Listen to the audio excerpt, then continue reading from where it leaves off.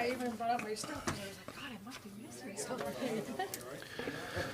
All right, at this time, we will call to order the City of Kenai Planning and Zoning Commission meeting for January 24th, 2024. Will you stand for the Pledge of Allegiance? I pledge allegiance to the flag of the United States of America and to the republic for which it stands, one nation, under God, indivisible, with liberty and justice for all.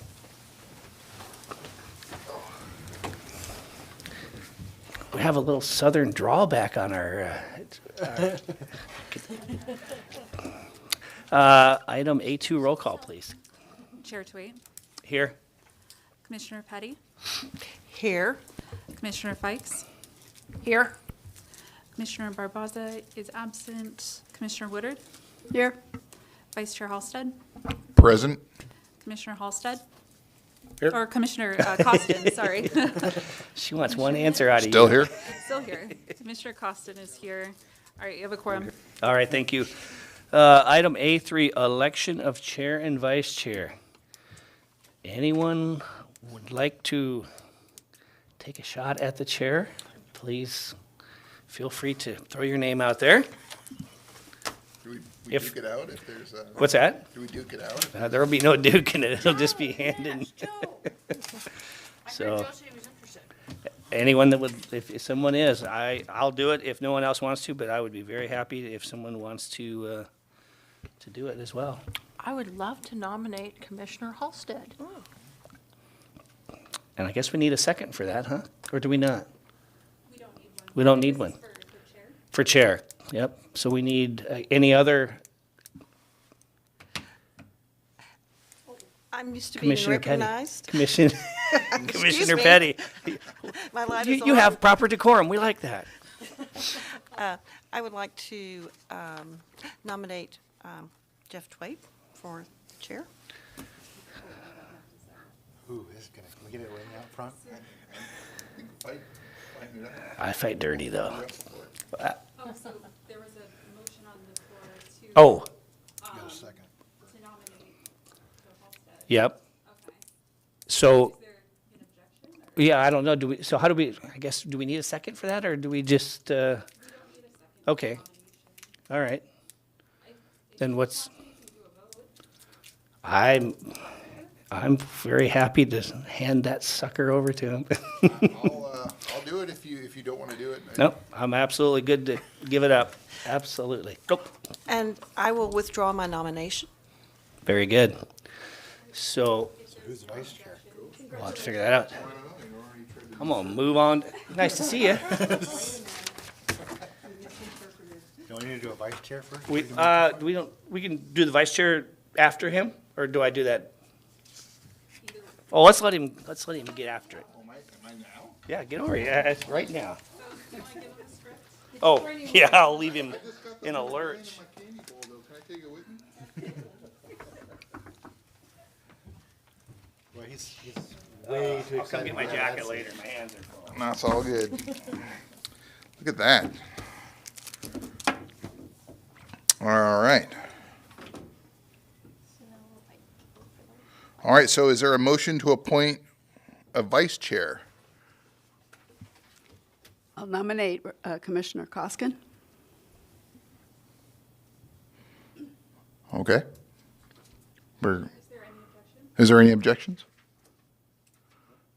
All right. Vice Chair Costin. He didn't even get to say he wanted to. That's called voluntold.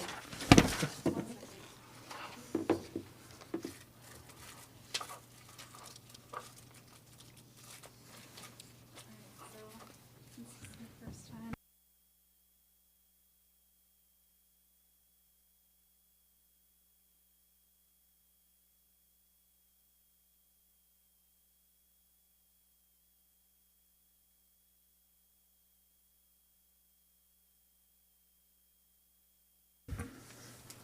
Before we get to the agenda approval, I'd like to bring to your attention the laydown materials, which is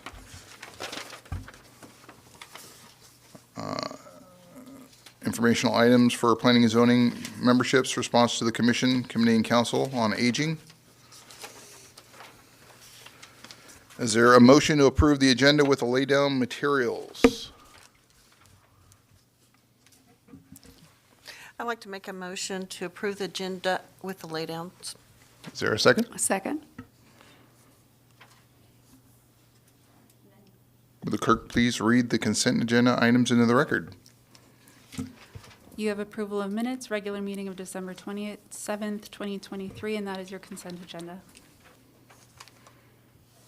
Are there any public comments on any of the consent agenda items just read by the clerk? Seeing none.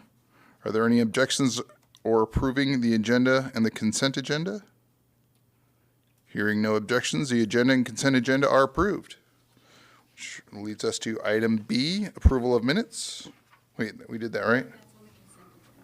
Oh, okay, sorry. All right, Schedule C.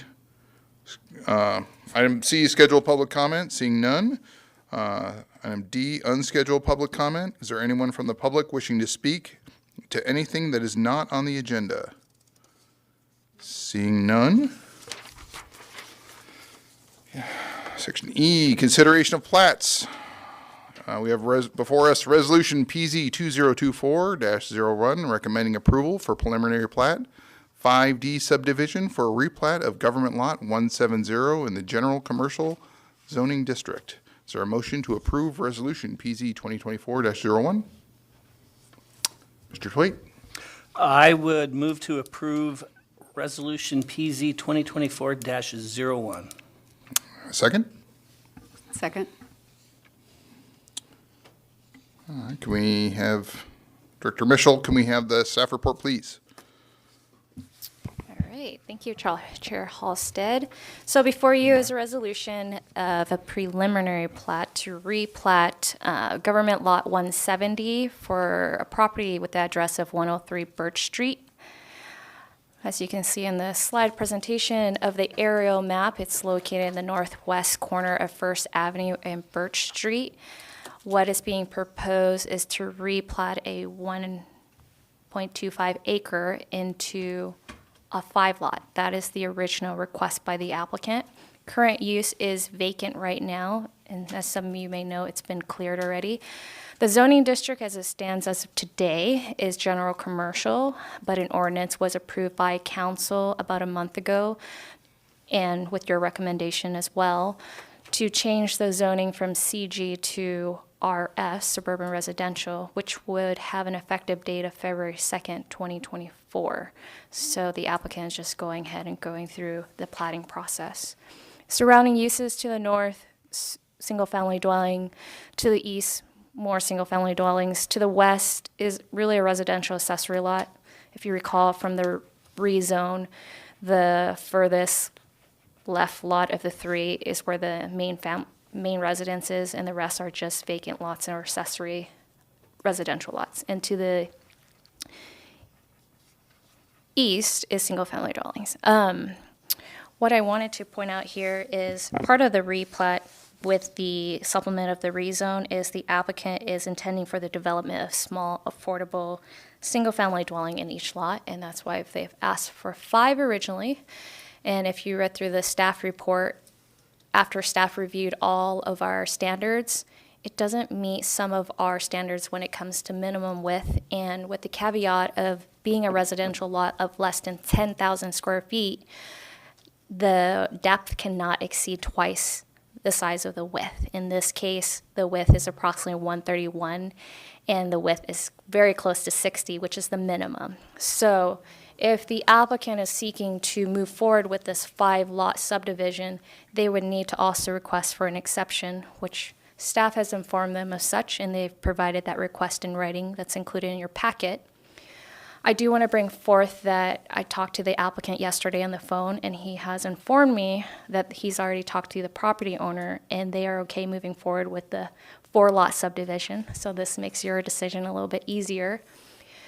So I won't go into much detail of the standards, since the applicant and the owner are amenable to the 4-lot subdivision. With that being the case, all the standards will be met: the minimum lot size, the minimum width, and the minimum depth. And so, with that being said, staff is requesting that certain conditions be asked, and that's really to revise this plat that they submitted to change it to a 5-lot subdivision to a 4-lot, and making sure that they meet all the standards and not asking for any exceptions.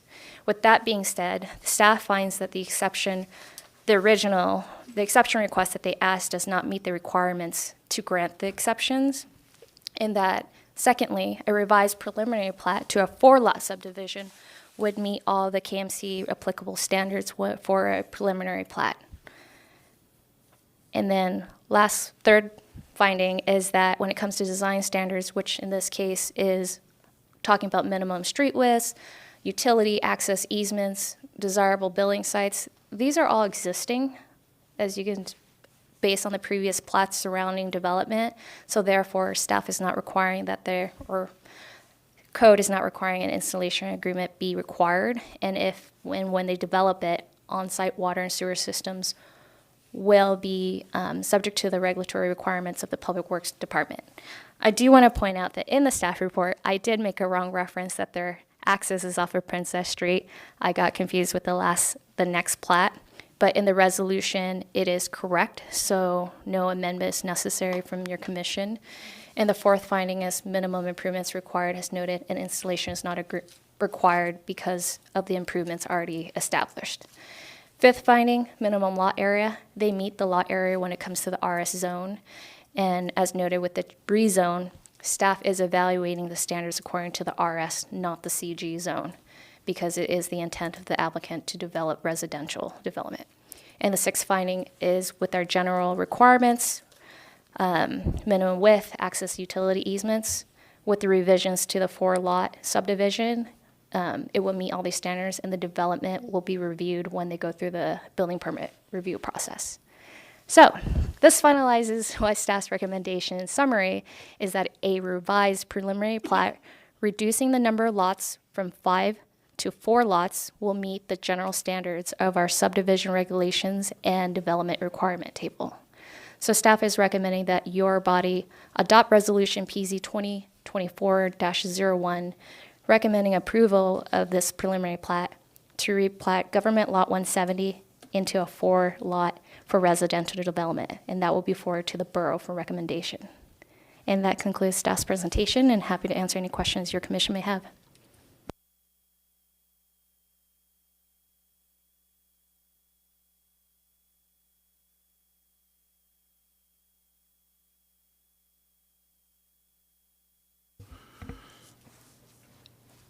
Okay, this item is open for public comment, and if there's anyone online right now that wants to speak on item PZ 2024-01. Okay, Jason Young, I see you have your hand raised. Yep, Jason Young, P.O. Box 59, Kasilof, with Edge Survey and Design, representing in this project. And yes, after staff review and speaking with the landowner, we're fine, or he's fine with the lot.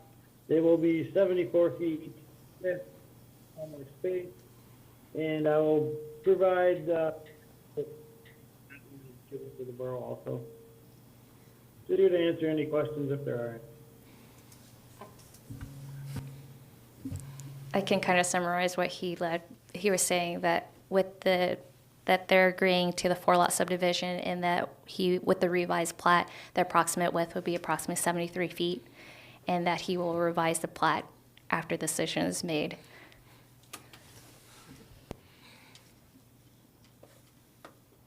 Okay. Seeing no one else wishing to speak, we'll bring it back to the commission. Discussion?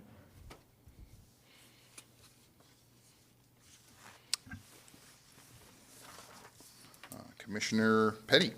So it's my understanding with the approval of this, that resolution will have 4 lots and not 5, correct? And have they submitted all the necessary documents for that, or is there something else that's required on their part? Sorry. Steph? Thank you, Chair Halstead and Commissioner Petty. Correct. This resolution would be approving a preliminary plat for a 4-lot, not what they originally submitted for a 5-lot. After this resolution is signed, the condition in your packet is said that we revise the preliminary plat, and Mr. Young here said that after tonight, he'll revise and submit it to staff, and that's all that we would need to forward to the borough. And then at a later time, will it come back to us? Thank you, Commissioner Petty, for that question. After the preliminary plat is recommended for approval to the borough, they go through that process. It does not necessarily, it goes back to us for one last time to review the final plat before all signatures and before recording. So if conditions are not met during that final draft, then staff would bounce it back for them to make revisions. And also, one of the things that I've been doing is watching the packets for the borough when they see these plots within the city limits, just to make sure that all your recommendations and all staff's comments incorporated through that process, rather than waiting till the tail end to address some issues. Thank you. Anyone else? Okay, we'll close this. Thank you, Mr. Young, for your time.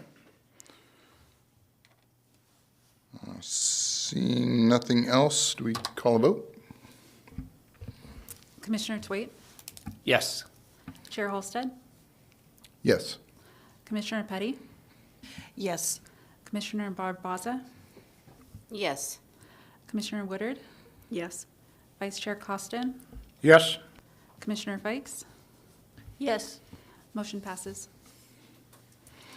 Okay, second plat for consideration we have is Resolution PZ 2024-02, recommending approval for preliminary plat, Cinderella subdivision, Glover replat for a parcel merger of Lot 1A, Enchanted Forest 2011 replat, and Lot 6, Cinderella subdivision in the Rural Residential 1 zoning district.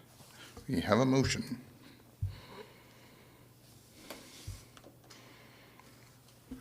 I'd like to make a motion to approve Resolution PZ 2024-02, recommending approval for preliminary plat. Do we have a second? Second. Okay, Director Mitchell, staff report, please. Thank you, Chair Halstead. So before you is a resolution to, it's a parcel merger of 2 lots for properties located at 306 Princess Street and 307 Crystal Street. As you can see here is the area of the 2 properties are being requested to be merged. The current use on Princess Street is a single-family dwelling. The existing Crystal Street is actually vacant. Zoning district is Rural Residential 1. And the combined lot area will total up to, or equate up to 2.195 acres. Surrounding uses is single-family dwelling, realistically. The only vacant lot is to the south.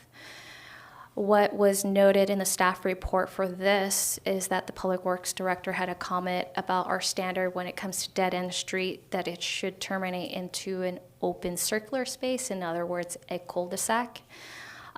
While I agree that that is our standard, looking at the history of how this has been platted, I believe in 2011, this should have been required a right-of-way to continue Crystal Street all the way through, but it wasn't the case.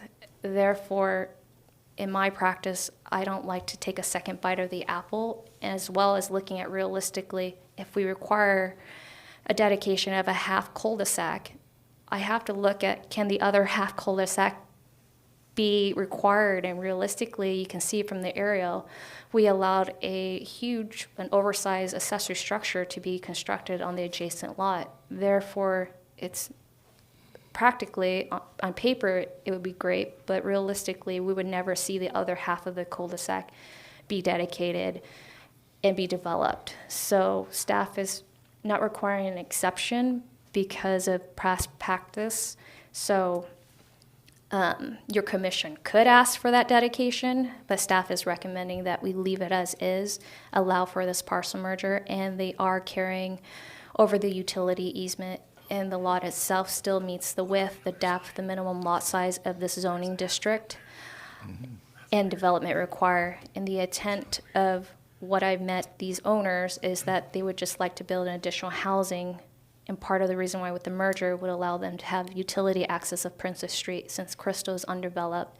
And that would be a huge improvement expense on their part to develop Crystal Street. While I'm not from a planning practice and from lot lines, it's not my practice to see this kind of lot merger, but when I look at surrounding areas, we have made similar mergers, so it's hard for me to say, hey, this is not acceptable. Our code probably needs to be revised for this case and try to sort out these dead-end streets, mostly when they're not developed. But for this particular case, they meet our code and standards. So staff is recommending that your commission approve this because they meet the subdivision regulation as well as the development requirement of the subject zoning district.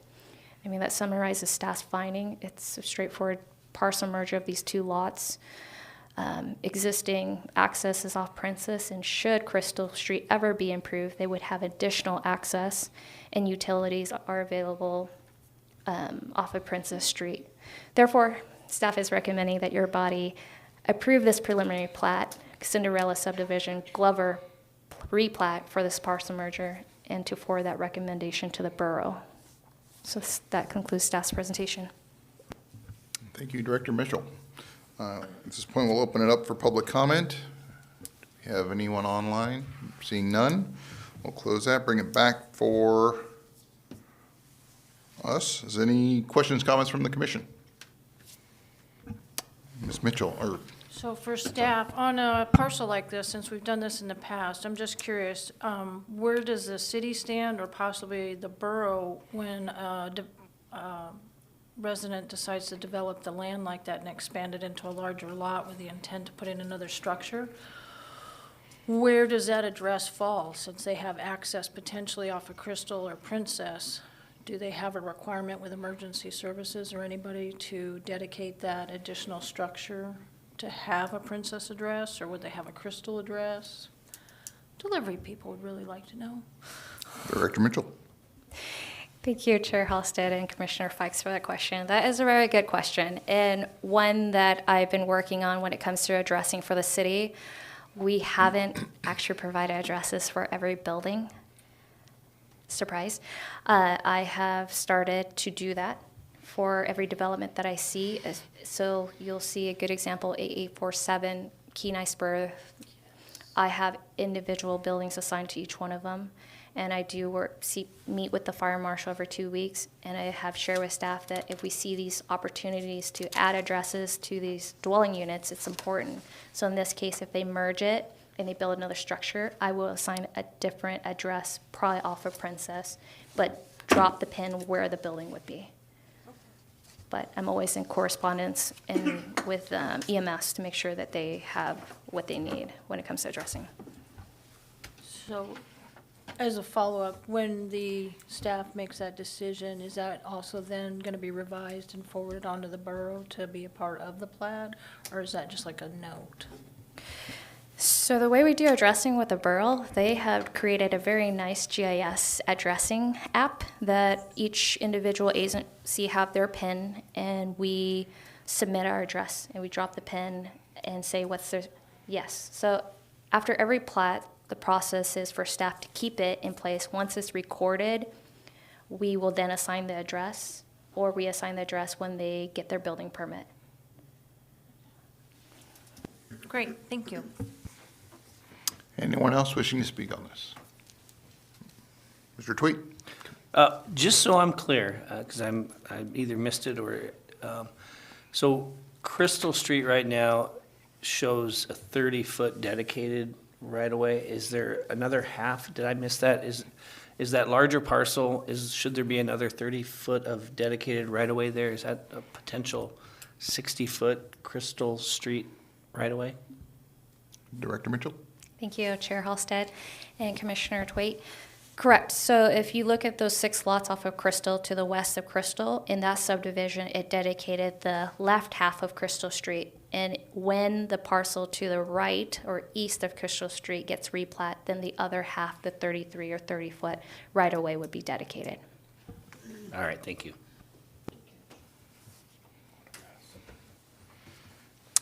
Anybody else? Okay, we'll call for the vote. Commissioner Petty, Yes. Commissioner Woodard, Yes. Commissioner Barbaza, Yes. Vice Chair Costin, Yes. Commissioner Fikes, Yes. Commissioner Twait, Yes. and Chair Halstead. Yes. Motion passes. Okay. Leads us to Section F, public hearings. We have done. Unfinished business, there is none. And new business, there is none.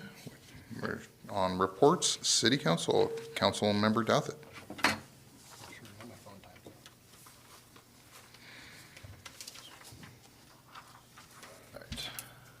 Okay, so we had a couple things happen to the council. We had a joint work session with the Canarsie Indian Tribe. A lot of good conversation. Kind of the big things that came out of it is we're hoping to have help applying for grants for three main things.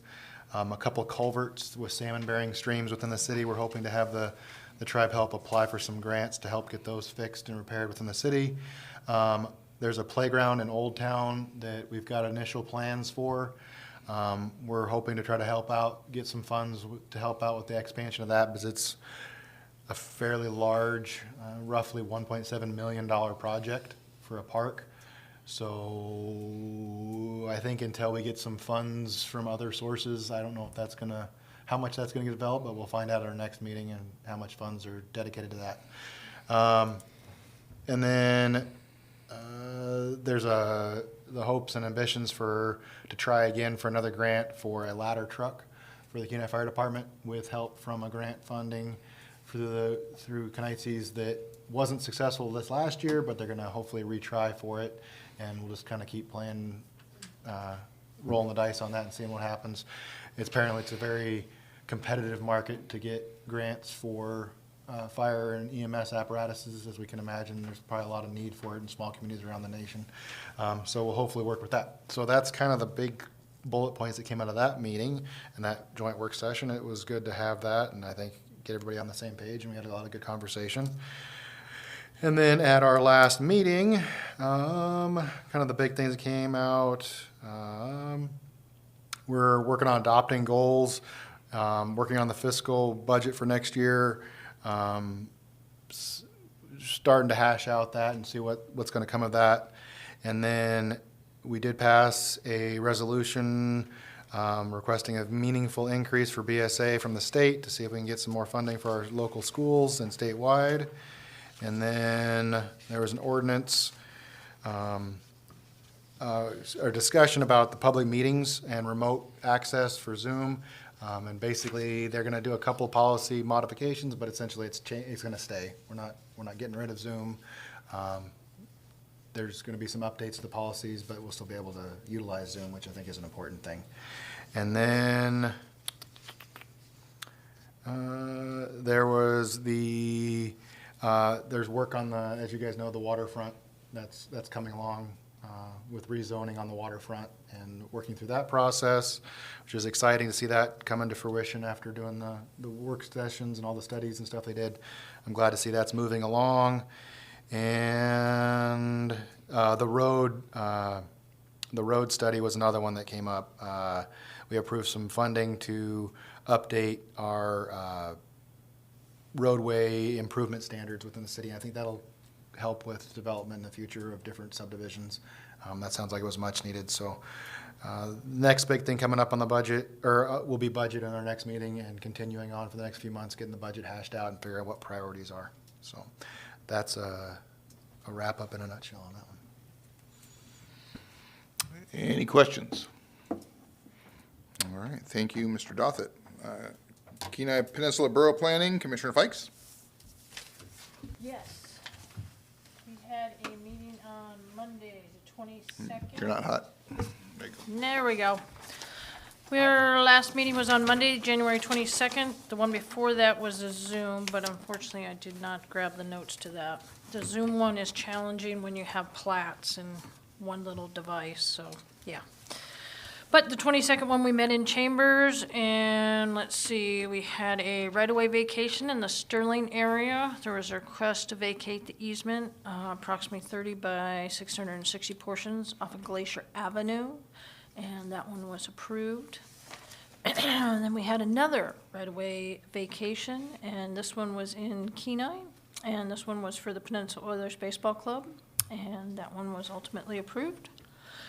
And then we had another utility vacation that was in the Soldotna area, and this was to vacate a portion of a utility easement located on the south boundary of the eastern boundary. And that was in the Cottonwood subdivision, and that one was approved. And that pushed us into a conditional use permit in Tyonek. And Tyonek was looking to replace some gravel underneath their washed out culvert. So they needed the gravel to pack in and then to put the culvert on top of that, and all that was in a 50-foot habitat protection district. So we had a report from the river people and then a staff report, and so then that was ultimately approved. And that brought us into a street naming in the Ninilchik area, and that was a Barbara Drive, and that one was approved. That was a north and south, I believe is what the situation was, if I remember right. We were coming off the Sterling Highway, making a left, and you were approaching the sign that says Barbara Drive, everybody on the left, but then you had a whole nother section on the right, and everybody was getting packages in the wrong area, so they decided to go with a north and a south Barbara Drive.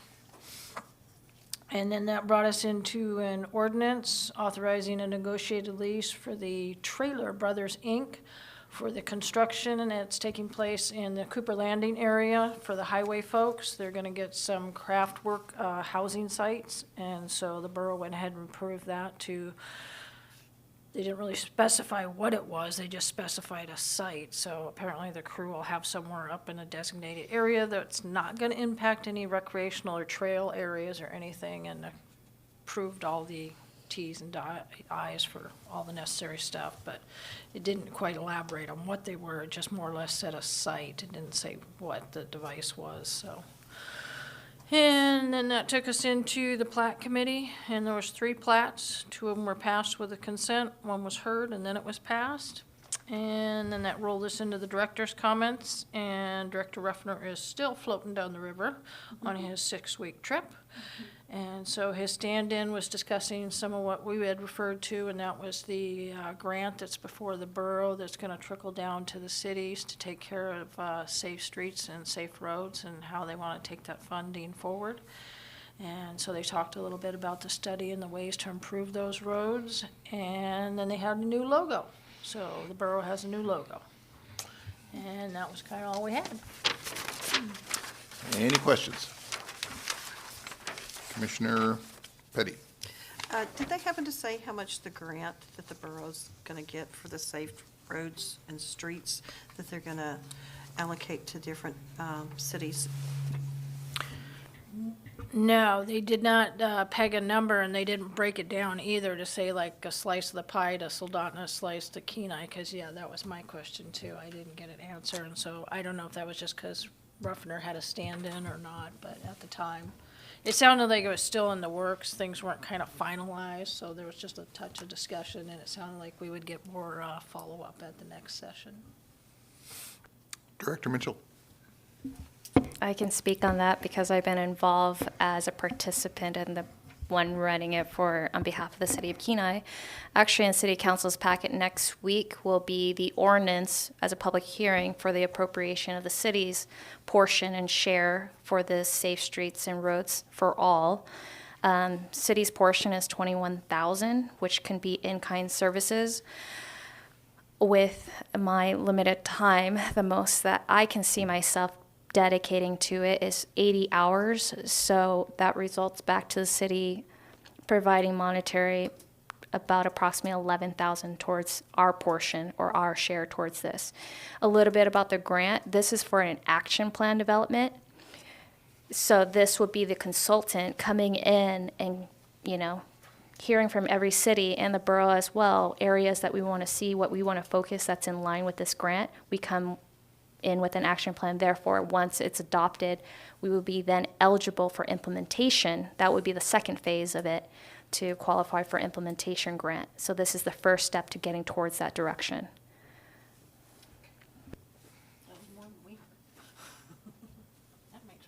I only know because I was one of the reviewers for the RFP. I got a little confused when I first read the resolution by City Council approving this and agreeing to being a joint applicant. But after reading the RFP, I have a better idea what this is about. That's why. Anyone else? All right, thank you, Commissioner Fikes. City Administration, Planning Director Mitchell. Thank you, Chair Halstead. First and foremost, I would like to welcome our 2 new commissioners, one returning, I believe, but were you previously, if I read old minutes and stuff? So Commissioner Petty and Commissioner Barboza, if I'm pronouncing it correctly. So welcome, and looking forward to working with you. And please, I like to always talk about planning. So if you ever have a question about anything and want a better understanding, I'm always available for my commission, because you're the one making the decision and it's important for you to understand. So welcome. Second part, I want to thank you for those of you who attended the joint work session on the capital improvement plan. I saw some of your familiar faces, so I appreciate that and seeing your involvement. And then about the laydown material, you probably got it, well, you got an email in January when I sent an email about the cancellation of that first meeting in January, a message from the city clerk about these survey reports that we didn't decide to do a work session because your commission have very clear duties and roles. So if your commission wants the clerk to go over the survey results, you can still request so, but I ask that you ask for that. Tell me sooner than later.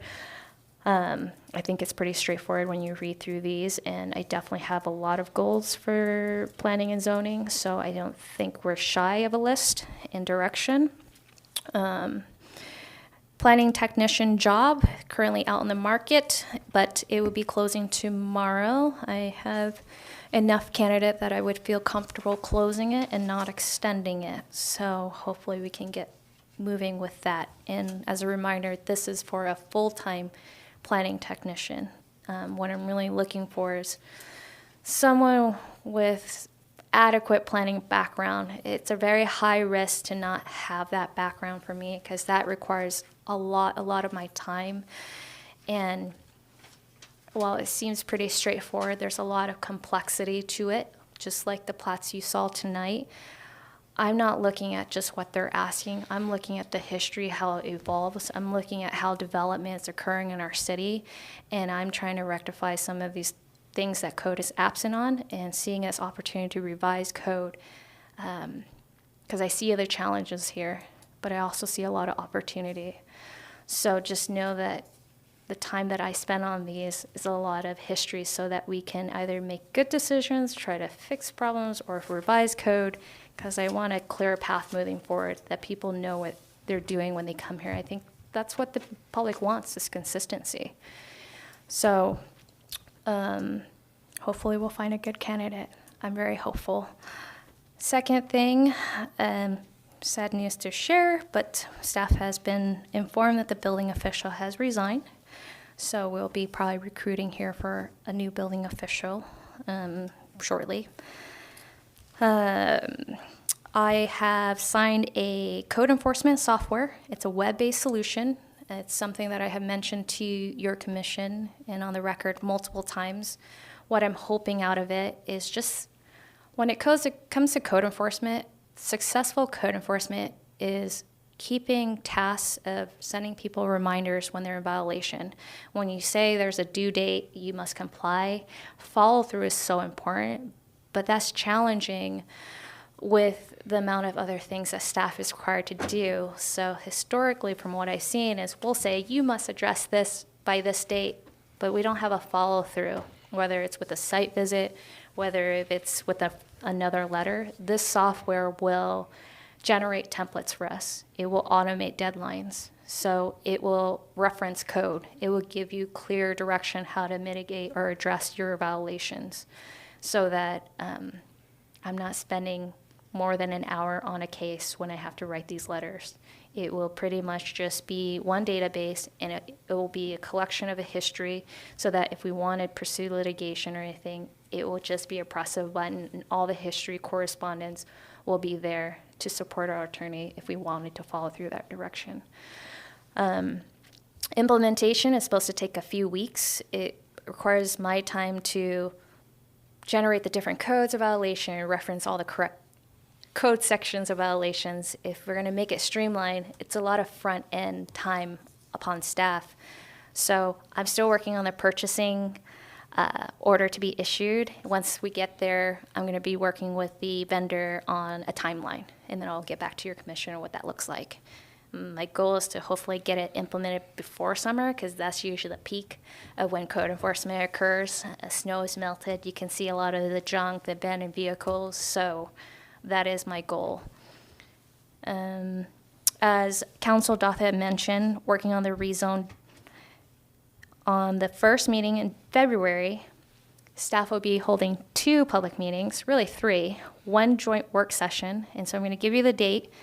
Monday, February 12th, we will hold a joint work session with the Harbor Commission on the waterfront rezoning and the comp plan amendment. And then right after that work session, I will be discussing that staff report with the Harbor Commission so they can provide a recommendation to City Council. And then that same week on Wednesday, I'll be presenting it to your body for a recommendation to Council. Those are the days selected by the sponsor of this, which is Vice Mayor Nackstead. So hopefully you all can attend the work session on Monday, the 12th.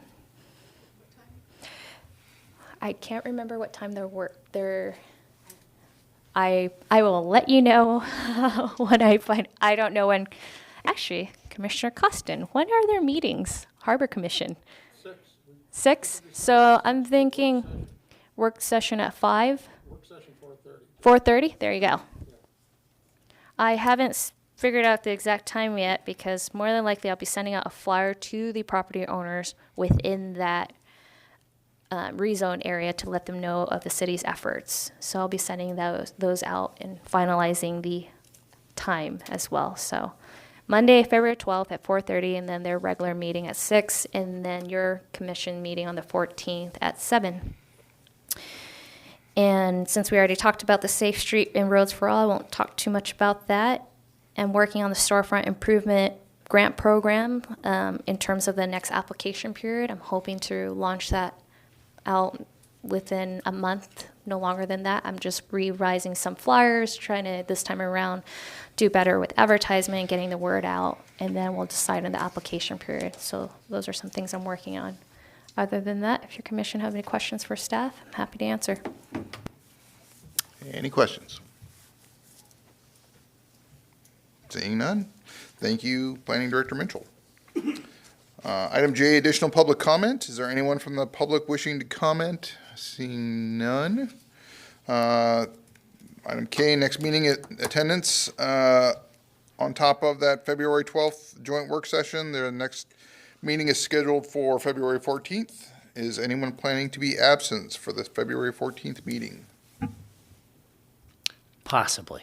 I'm flying home from Juneau that day, more than likely, if they fly, if I can even get in there. But otherwise, I would rather do nothing but spend Valentine's Day in here. So I will. All right. But I will not be. I will be flying down to Juneau on Monday, so I will not make that work session on the 12th. All right, Commissioner Twait. Anyone else? Everyone else is responsible. That's great. All right, Section L, Commission comments and questions. Commissioner Barbaza. Sorry I was late, everybody. It's good to be here. Commissioner Woodard. I'm good. Vice Chair Costa. Well, congratulations on chair position. Thanks, sir.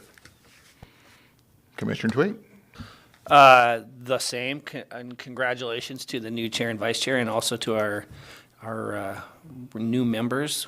And I like it down here so far. Commissioner Petty. Yes, it's an honor to serve on Planning and Zoning. Congratulations to the chair and the vice chair, and to the newest member. It'll be an honor to work with you and a privilege to work with our Planning and Zoning staff. Thank you so very much.